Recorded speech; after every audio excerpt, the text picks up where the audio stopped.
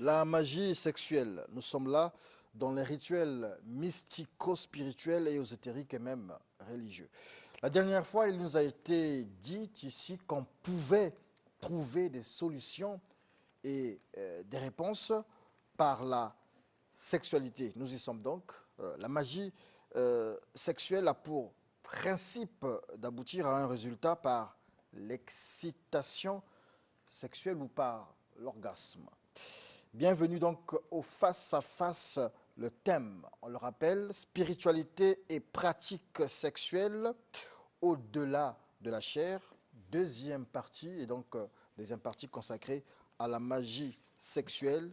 Bonjour donc aux deux guides spirituels de l'ordre gnostique universel et de l'ordre du nouvel ordre des animistes. Bonjour à vous. Bonjour. Bonjour. Francis Nganga, nous démarrons avec vous. Vous avez 2 minutes pour nous en dire davantage sur la magie sexuelle. C'est quoi le principe en fait? Bon, merci beaucoup. Nous démarrons déjà avec cette question des énergies sexuelles qui déjà est une question qui a laissé aux uns et aux autres beaucoup d'appétit parce que nous ne sommes pas arrivés jusqu'au bout et justement nous tombons sur ce qu'on appelle la magie sexuelle. Bon, la magie sexuelle est une pratique qui relève donc du tantrisme et cette pratique, elle a été bien connue dans toutes les grandes civilisations du monde à travers toutes les époques, toutes les religions l'ont pratiquée et donc il n'en existe pas un qui n'ait pas pratiqué cette méthode pour pouvoir avancer. Alors que justement la sexualité qui est comme base, nous l'avons déjà dit ici, qu'avec déjà Sigmund Freud qui disait que toutes les religions sont à la fois totémiques, y compris la religion chrétienne, et sont aussi sur la base sexuelle, assis sur la base sexuelle. Alors, la magie sexuelle a pour principe justement, voilà, c'est ça, a pour principe justement d'introduire le membre viril dans la génitalia molleris pour être vraiment beaucoup plus respectueux avec le public justement. Et le ressortir sans pour autant perdre donc la semence. Voilà, merci. Bon, merci beaucoup, monsieur le journaliste. Nous sommes sur la magie sexuelle. Ne l'oubliez pas que nous sommes animistes, tel que nous l'avons toujours dit ici. Il est de notre principe de dire les choses du point de vue africain. Alors, qu'est-ce que nous entendons d'abord par la magie? La magie est la plus vieille de toutes les sciences. Elle est bien connue par les Africains, depuis l'Égypte antique jusqu'à nous aujourd'hui. La magie sexuelle, c'est cette étincelle qui a mis en mouvement tout ce qui existe aujourd'hui. En fait, qu'est-ce que c'est que la sexualité du point de vue animiste? Ce n'est qu'une liturgie, un phénomène qui permet de mettre les choses en mouvement. Vous comprenez, si un homme et une femme ne s'accouplent pas, il n'y aura pas la vie. La vie, c'est la vitesse. La vie, c'est le mouvement. Alors, quel est le principe animiste basé sur la magie sexuelle? Le principe est simple. Il consiste tout simplement d'amener les humains à abandonner les fonctions psychiques basses, c'est-à-dire élémentaires, afin d'aborder les fonctions psychiques ordonnées, autrement dit élevées, autrement dit continues. Mais pourquoi? Parce que les hommes tombent de temps à autre. Vous allez dans les églises, on dit j'ai péché. Pasteur, je vais tomber. Pasteur, j'ai fait ceci. On pense que si vous vous accouplez, vous êtes dans le péché. Or, les Africains comprenaient que si un homme est sexuellement équilibré, il aura une conscience continue et non une conscience qui subit les limitages. Aujourd'hui, je suis ceci, demain, je tombe. OK. Donc, je crois que c'est sur ce lancer la question quand même, question à vous deux. La dernière fois ici, vous avez vanté la spiritualité, les principes de la spiritualité, vous continuez à le faire. Alors ici, j'entends le docteur Ben nous dire que la sexualité nous élève en réalité, nous empêche d'aller vers des choses basses, mais en réalité, la spiritualité, selon ce qui apparaît, elle-même, elle est une chose basse en réalité. Ah ouais. Mais comment la sexualité nous élève, selon ce que vous avez dit? Bon, ici, nous avons, du point de vue animiste, il y a les objets. C'est toute une liturgie, c'est tout un culte. Dans ces cultes, il y a les incantations qu'il faut pratiquer pour aller au-delà. Il y a des incantations et il y a les objets qu'on utilise. Les animistes utilisent 3 sortes d'objets dans la magie sexuelle. Vous avez les végétaux, vous avez les minéraux et vous avez les animaux. Par exemple. On reviendra vers vous. Okay. On reviendra vers vous. Vous avez ce temps de parole, Francis Nganga. Bon, merci beaucoup. Justement, la magie sexuelle.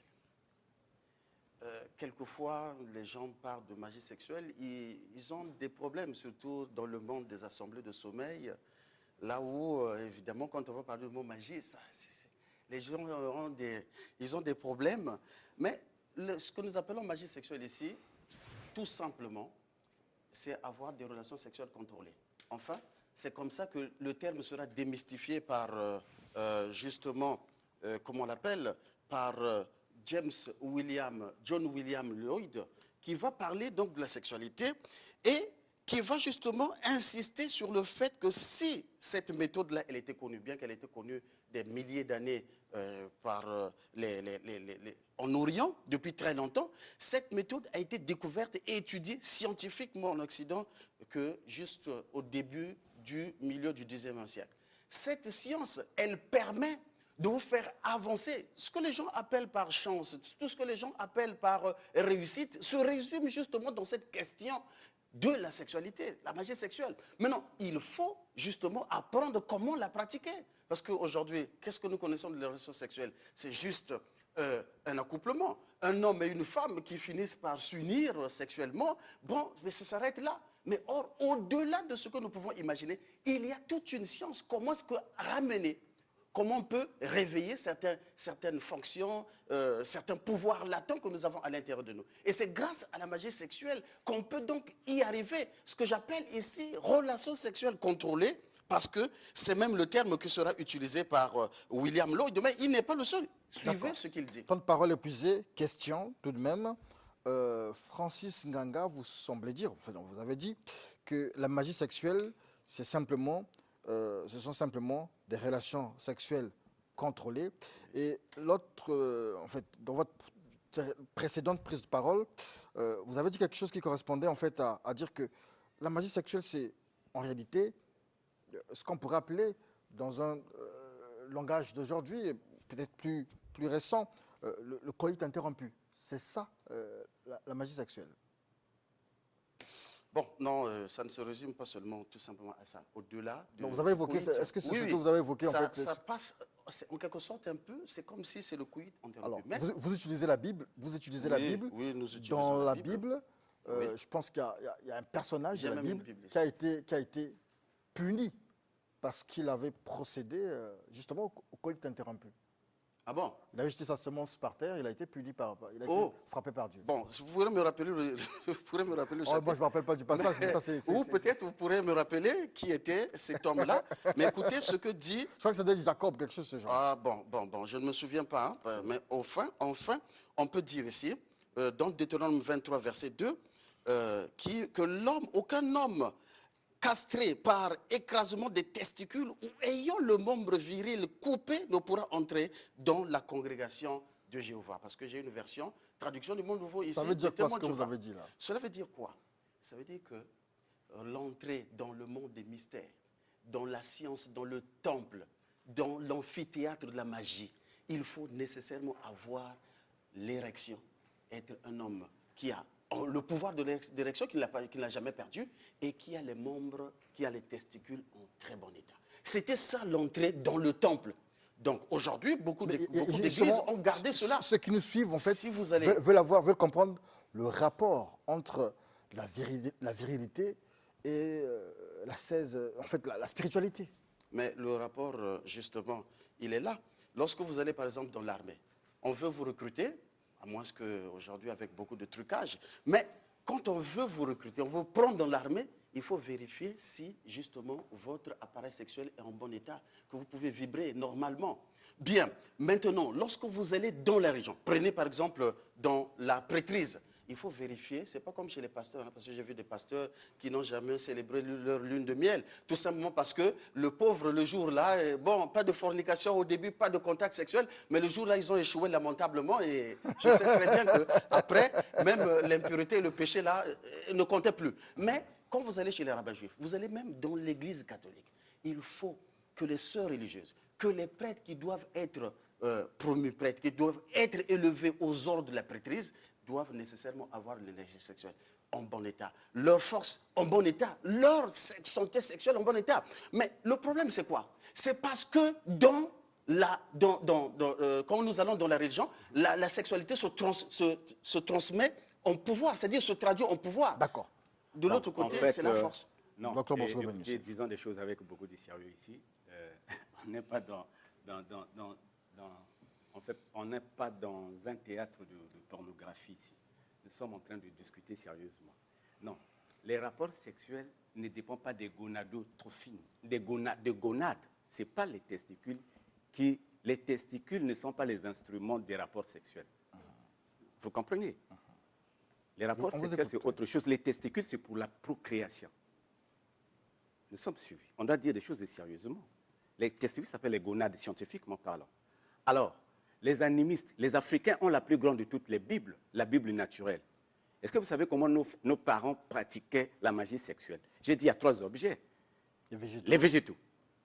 Mais si un homme n'a pas de testicules, n'a pas les gonades, mais il peut utiliser la virilité végétale. C'est-à-dire? Alors, mais les plantes contiennent les mêmes hormones que les humains. Les plantes contiennent les saveurs, les parfums. Ce n'est pas pour rien que quand une femme est excitée, l'odeur qu'elle dégage attire certains, enfin, du point de vue animal, attire certains animaux. Du point de vue des hommes très élevés, il peut sentir que la femme là est prête à accoupler avec un homme. Vous comprenez? Nos parents se sont inspirés beaucoup plus de la nature. Nous ne sommes pas les Indiens. Vous comprenez? Nous ne sommes pas les Chinois. Mais nous sommes les Noirs, les Africains. Quel est ce peuple qui maîtrise mieux la magie sexuelle que l'homme noir? Alors pourquoi allons-nous nous parler du Kama Sutra, du Tantra, yoga, ainsi de suite, alors que les Africains ont la magie sexuelle la plus approfondie? Alors, vous prenez une fleur. Mais comment les fleurs se reproduisent-ils? Nous prenons par exemple la scissiparité, par le vent. Comment les fleurs sont telles que l'autre fleur est prête à s'accoupler avec moi, même à 5 mètres de distance. Les arbres libèrent les parfums, libèrent les pollens, ainsi de suite. Alors, dans la magie, mais c'est ça la magie, dans la magie, les hommes élevés rentrent dans ces systèmes pour résoudre leurs problèmes. Autrement dit, ils font recours à la résilience végétale pour résoudre leurs problèmes. La magie, c'est celle-là. Ce n'est pas ici les actes physiques forcément, tels que le soutien à mon frère. Ce n'est pas ça la magie. D'accord. La magie, c'est pas par la magie, on peut résoudre des problèmes, tout comme on peut aussi détruire. Mais oui, bon. Pas si vous allez avec une femme.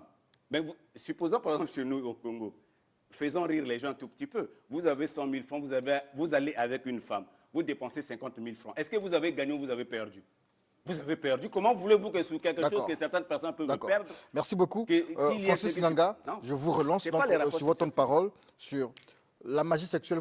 Vous nous dites que la magie sexuelle, ça nous permet de contrôler, justement, de contrôler l'acte et de la faire en fait, comme un véritable initié. Et la question que je posais justement au docteur Bosco Ben Youssef, vous avez parlé, on a parlé, lui comme vous, de résolution de problèmes au travers de la sexualité, sinon de la magie sexuelle, puisque c'est ça qu'on parle aujourd'hui.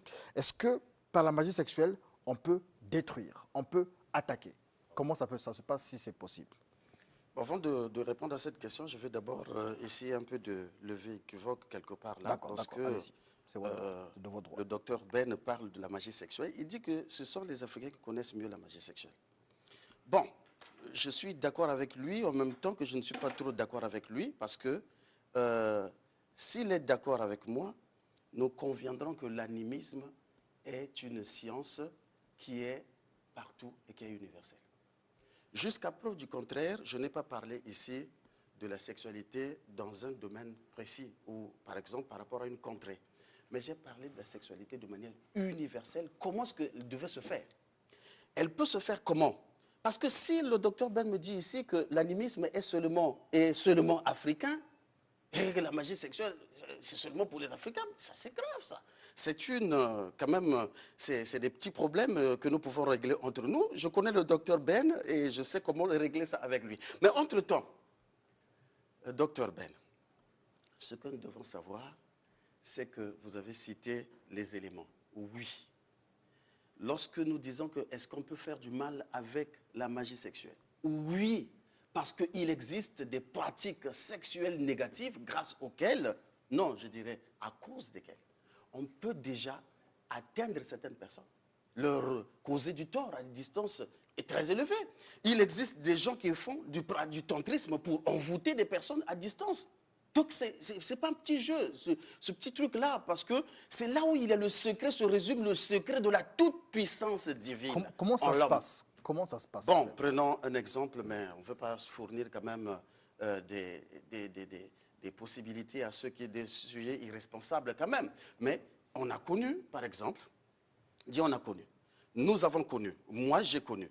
Alors, qu'est-ce que nous avons connu? Nous avons connu des gens qui pouvaient, par exemple, envoûter les jeunes femmes, les jeunes filles, en pratiquant, en prenant son appareil sexuel, en l'excitant et en récitant certaines paroles secrètes, ils pouvaient atteindre et rendre cette femme-là plus amoureuse de cette personne. À distance? C'est possible. Oui, à distance, je parle de distance. L'appareil sexuel peut faire tomber la pluie, tout simplement. Il existe des rituels grâce auxquels vous tenez votre appareil sexuel, vous récitez certains mantras, justement d'abord l'énergie sexuelle est en rapport avec l'eau, vous dites ces paroles-là, la pluie va tomber, vous pouvez l'arrêter. D'accord. Donc c'est quoi? C'est le summum de la connaissance, c'est le summum de la puissance. Question, magie sexuelle, est-ce que la magie sexuelle peut expliquer le principe de la naissance du Christ Jésus, de l'enfant Jésus par la Vierge Marie? Bon, je commence d'abord par revenir sur peut-on faire du mal avec la magie sexuelle? Non, maître je garde ma question le ici. grand prêtre, je n'ai pas dit que si j'ai parlé de l'Afrique, c'est parce que vous avez lu la Bible. Ah, ok. Vous avez lu la Bible, reconnaissez-le. Ah, on règle ça. Oui. Écoutez, s'il vous plaît, mon frère. Élément de Vous avez lu référence la parmi Bible, tant les d'autres. téléspectateurs Parmi vous ont tant suivi. d'autres. Voilà pourquoi j'ai mis l'Afrique devant. En parlant de la forêt, j'ai dit la plus grande des Bibles, c'est la forêt, c'est la nature. Je n'ai pas dit que l'animisme n'est seulement africain. C'est vous qui avez lu la Bible. C'est un livre des Juifs. Vous avez dit que vous n'étiez pas dans un domaine précis. Non, vous êtes dans le christianisme parce que vous avez lu la Bible. Alors, pour revenir sur la magie sexuelle, non, ce n'est pas en excitant une femme qu'on peut provoquer quoi que ce soit.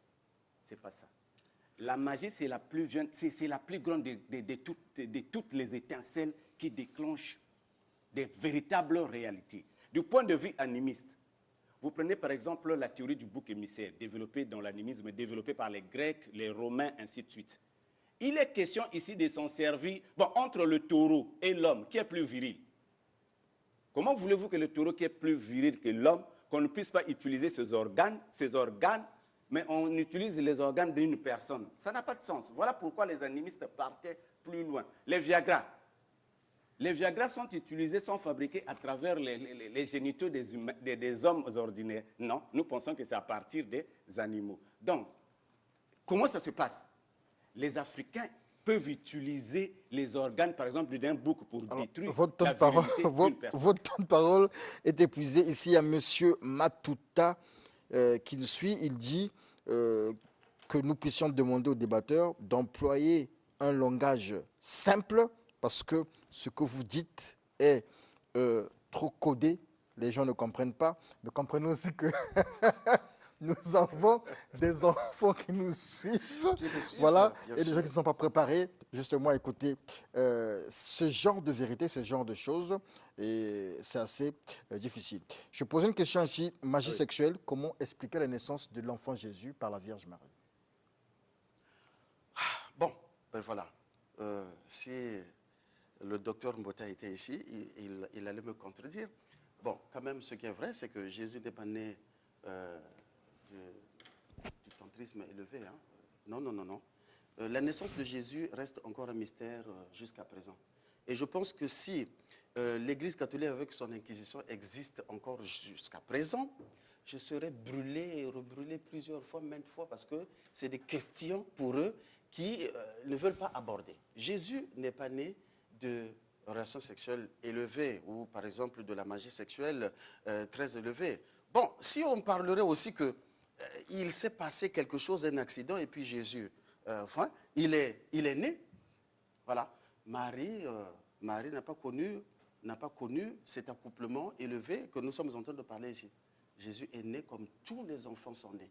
Et ça faisait partie de la péché. Oh, mais la méthode de création des enfants reste la même, depuis que l'humanité existe. D'accord. S'il Même existe question à vous. deux, Même question à vous. Magie sexuelle, comment expliquer la naissance de l'enfant Jésus par la Vierge Marie? Nous avons parlé, effectivement, la naissance de Jésus est animiste. La naissance d'Adam est animiste. Et pourtant, je viens à peine de dire ça ici, que nos ancêtres s'en servaient des éléments de la nature pour faire quelque chose. Mais c'est simple. Je dis ici, les plantes se reproduisent comment? Est-ce que forcément il faut que les humains se rencontrent pour mettre au monde? Nos ancêtres connaissaient ça. Voilà pourquoi j'ai parlé des Africains. Mais les fleurs qui se reproduisent par scissiparité, mais c'est comme par la parole. Ce n'est pas étonnant pour un Africain. Justement, Jésus, comment est-il bien? Selon la Bible, Jésus, c'est la parole faite chair. Effectivement, mais chez les Africains, si un féticheur prépare un fétiche et qu'une femme ne met pas au monde, elle dit, si tu fais ceci, tu auras un enfant. Ce n'est pas une parole qui va faire chair, c'est une parole aussi qui va faire chair. Donc la parole faite chair n'est pas biblique seulement.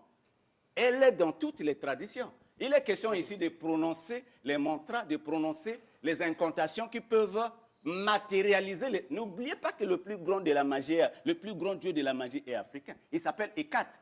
Hécate, c'est celui qui a le pouvoir de matérialiser les choses à travers la parole. C'est une coutume africaine adaptée par les Juifs. D'accord. Vous avez la Bible, Francis Ganga?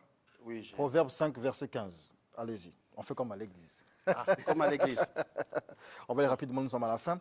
Et donc, je lis ici le message de Monsieur Giscard Etembal depuis... Proverbe 5, verset 15. Giscard Etembal depuis Djambala. On l'appelle aussi... Voilà. Giscard Etembal depuis Djambala. On l'appelle aussi Giscard Mpio. Voilà, il nous écrit souvent. Et donc, il dit, bonjour le panel, la sexualité n'est pas le centre de tout, mais une voie pour accéder au plan supérieur. Maître Nganga, lisez Proverbe 5, versets 15 à 18, s'il vous plaît. Proverbe 5, 15 à 18. Oui. Je parle, je lis. Bois l'eau de la citerne et celle qui ruisselle du milieu de ton puits. Tes fontaines se disperseraient-elles au dehors, sur les places publiques, ruisseaux d'eau, qu'il soit pour toi seul et non pour les étrangers avec toi, et que la source d'eau soit bénie. Et réjouis-toi avec la femme de ta jeunesse. C'est déjà un petit bon élément quand même. 18, il a dit jusqu'à 18. 18 et on s'arrête là justement, jusqu'à 18. Alors, donc, réjouis-toi avec la femme de ta jeunesse. Oui, ben, c'est simple. Ça vient étayer tout ce que nous venons de dire ici. C'est que la femme est symbolise, c'est-à-dire que la teneur de la chimie, c'est-à-dire ce principe avec lequel l'homme est à la possibilité de pouvoir s'élever. Donc, il faut nécessairement prendre le feu auprès de la sexualité féminine. Merci beaucoup au docteur Bosco Ben Youssef. Merci au guide, à l'instructeur Francis Nganga. Vous représentez l'ordre gnostique universel pour Francis Nganga et le nouvel ordre animiste pour Bosco Ben Youssef. Merci vraiment d'avoir co-animé ce sujet autour de la spiritualité et des pratiques spirituelles au-delà de la chair. Nous allons parler de la magie sexuelle. Je pense qu'il y a encore beaucoup à dire sur la magie sexuelle. Nous allons revenir sur la magie sexuelle. Et si nous épuisons l'aspect magie sexuelle, donc on prendra peut-être 10 minutes pour la magie sexuelle dimanche prochain. Ensuite, nous irons toujours dans ce thème, le pouvoir de la femme. C'est bon, non? Ça, c'est très bien. Ça, c'est très bien. Merci beaucoup. Studio 210 continue. Le rôle de la femme, l'exemple.